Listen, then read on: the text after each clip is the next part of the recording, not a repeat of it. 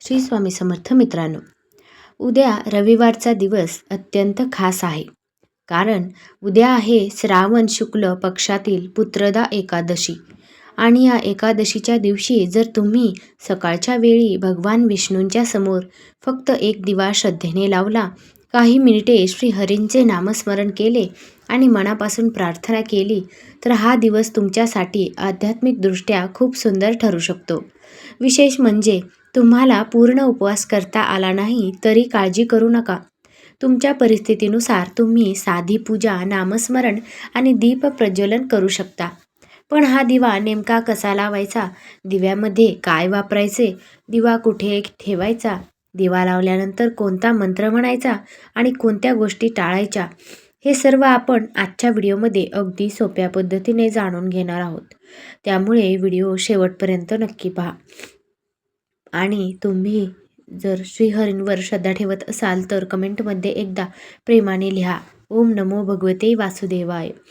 मित्रांनो, हिंदू धर्मामध्ये एकादशीला विशेष धार्मिक महत्त्व दिले जाते. प्रत्येक महिन्यात 2 एकादशी येतात, एक कृष्ण पक्षात आणि एक शुक्ल पक्षात.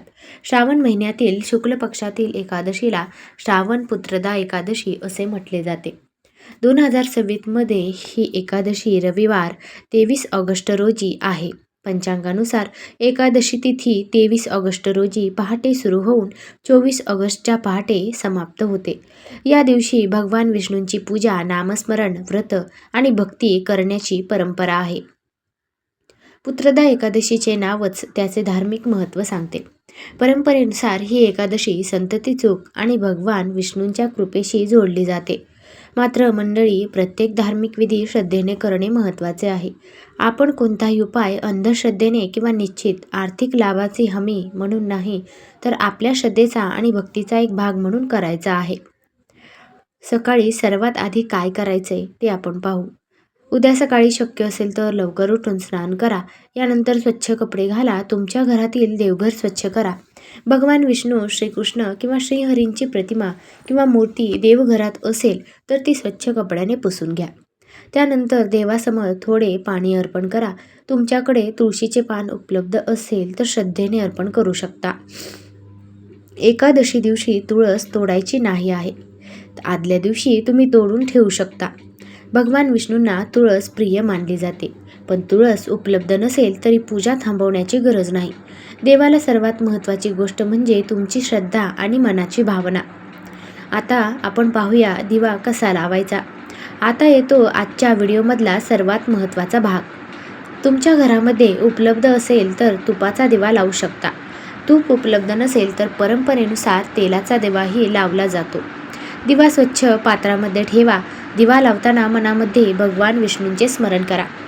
दिवा लावल्यानंतर 2 मिनिटे शांत बसा. मोबाईल बाजूला ठेवा. घरातील इतर कामांचा विचार त्या क्षणी करू नका. फक्त श्रीहरींचे स्मरण करा आणि मनात म्हणा, हे श्रीहरी, माझ्या घरावर तुमची कृपादृष्टी राहू दे. माझ्या कुटुंबाला सुख, शांती, आरोग्य आणि समृद्धी द्या. ही प्रार्थना अगदी साधी आहे, पण ती मनापासून करा. दिवा लावल्यानंतर कोणता मंत्र म्हणायचा ते आता आपण पाहूयात. दिवा लावल्यानंतर तुम्ही हा मंत्र म्हणू शकता, ओम नमो भगवते वासुदेवाय. हा मंत्र 11 वेळा म्हणा. ज्यांना शक्य असेल त्यांनी 21 वेळा किंवा आपल्या श्रद्धेनुसार अधिक वेळा नामस्मरण करू शकता. मंत्र म्हणताना घाई करू नका. शक्य तितक्या शांतपणे आणि स्पष्ट उच्चाराने म्हणा. आणि लक्षात ठेवा, मंत्र किती वेळा म्हटला यापेक्षा तो किती श्रद्धेने म्हटला हे महत्त्वाचे आहे, असे भक्ती परंपरेत मानले जाते. तुळशीसमोर कोणती पूजा करायची ते आता आपण पाहूया. तुमच्या घरामध्ये तुळशीचे रोप असेल तर सकाळी तुळशीला नमस्कार करा. तुळशीसमोर दिवा लावण्याची तुमच्या घरची परंपरा असेल तर ती श्रद्धेने पाळू शकता. तुळशीला पाणी द्यायचं नाहीये. एकादशी दिवशी तुळशीला विश्राम करण्यासाठी देतात. मात्र पूजा करताना आपल्या स्थानिक आणि कौटुंबिक परंपरेला प्राधान्य द्या. प्रत्येक घरातील पूजा पद्धती एकसारखी असेलच असे नाही. आता आपण पाहूया उपवास नाही केला तर. आता अनेक जण कमेंटमध्ये विचारतात, मला उपवास करता येत नाही, मग मी पुत्रदा एकादशीची पूजा करू शकतो का?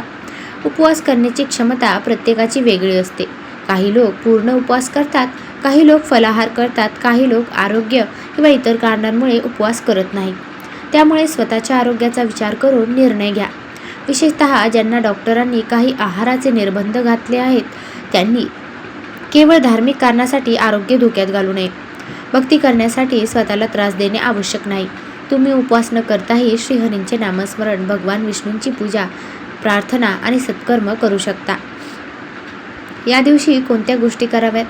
पुत्रदा एकादशीच्या दिवशी शक्य असेल तर काही चांगल्या गोष्टी करा. भगवान विष्णूंचे नामस्मरण करा.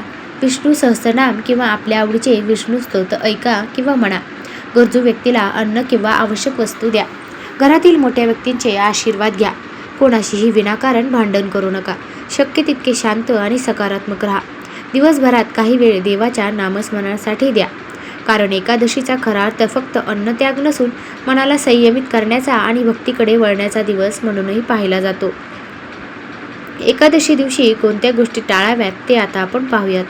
मंडळी, धार्मिक परंपरेनुसार एकादशीच्या दिवशी अनेक भक्त काही गोष्टी टाळतात.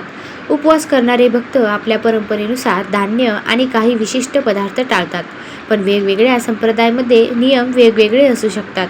म्हणून सोशल मीडियावर दिसणारा प्रत्येक नियम तंतोतंत पाळण्यापेक्षा आपल्या कुटुंबाची आणि परंपरेची पद्धत जाणून घेणे चांगले. आणि सर्वात महत्त्वाचे, या दिवशी कोणाबद्दल द्वेष ठेवू नका. कोणाचे वाईट चिंतू नका. कोणाला त्रास देऊ नका. कारण देवाची पूजा करून मनामध्ये राग, द्वेष आणि अहंकार ठेवण्यापेक्षा मन शुद्ध ठेवणे अधिक महत्त्वाचे आहे.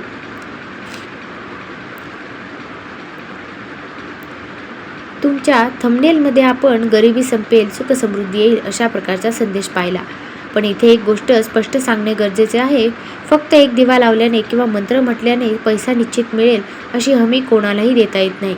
मात्र धार्मिक श्रद्धेनुसार पूजा, प्रार्थना, दान आणि सत्कर्म यामुळे मनाला सकारात्मकता आणि आधार मिळतो. त्यासोबत मेहनत, योग्य आर्थिक नियोजन, बचत आणि चांगले निर्णय हे देखील तितकेच महत्त्वाचे आहेत. म्हणून श्रीहरींची प्रार्थना करा आणि त्याचबरोबर आपल्या जीवनात योग्य प्रयत्नही करा. दिवा लावल्यानंतर लगेच उठू नका. किमान 2-3 मिनिटे देवांसमोर शांत बसा. डोळे बंद करा. दीपाच्या प्रकाशाकडे पहा आणि मनामध्ये फक्त एकच विचार ठेवा, श्रीहरी माझ्यासोबत आहेत. त्यानंतर भगवान विष्णूंना नमस्कार करा आणि शक्य असल्यास घरातील सर्व सदस्यांनी एकत्र येऊन काही क्षण नामस्मरण करा. आपण आयुष्यामध्ये पैसा, घर, गाडी, नोकरी, व्यवसाय, यश या सगळ्यांसाठी धावतो. पण कधीकधी मनाला फक्त काही क्षण शांतता हवी असते. देवघरातील एक छोटासा दिवा, त्याचा प्रकाश, श्रीहरींचे नामस्मरण आणि आपल्या मनापासून केलेली प्रार्थना या गोष्टीला मनाला आधार देऊ शकतात. म्हणून उद्या सकाळी मोठा विधी जमला नाही तरी चालेल, मोठी पूजा जमली नाही तरी चालेल, फक्त 2 मिनिटे मनापासून देवाचे स्मरण करा. कारण भक्ती ही दिखाव्यासाठी नसते, भक्ती ही मनासाठी असते. आता तुम्ही मला एक गोष्ट कमेंटमध्ये नक्की सांगा. तुम्ही पुत्रदा एकादशीला उपवास करणार आहात का? कमेंटमध्ये लिहा, हो मी श्रीहरींचे नामस्मरण करणार आहे. आणि जर तुम्हाला भगवान विष्णूवर श्रद्धा असेल तर कमेंटमध्ये ओम नमो भगवते वासुदेवाय नक्की लिहा. हा व्हिडिओ तुमच्या कुटुंबातील किंवा मित्रपरिवारातील ज्या व्यक्तीला एकादशीची पूजा करायची आहे त्यांच्यापर्यंत नक्की पोहोचवा. व्हिडिओ आवडला असेल तर लाईक करा, चॅनेल सबस्क्राईब करा आणि बेल आयकॉन दाबायला विसरू नका. कारण आपल्या या चॅनलवर आपण अशाच प्रकारचे एकादशी, व्रत, उपवास, पूजाविधी, धार्मिक माहिती आणि आपल्या संस्कृतीशी संबंधित महत्त्वाच्या गोष्टी सोप्या मराठी भाषेत जाणून घेणार आहोत. पुन्हा भेटूया एका नवीन धार्मिक माहितीसह. तोपर्यंत श्री स्वामी समर्थ.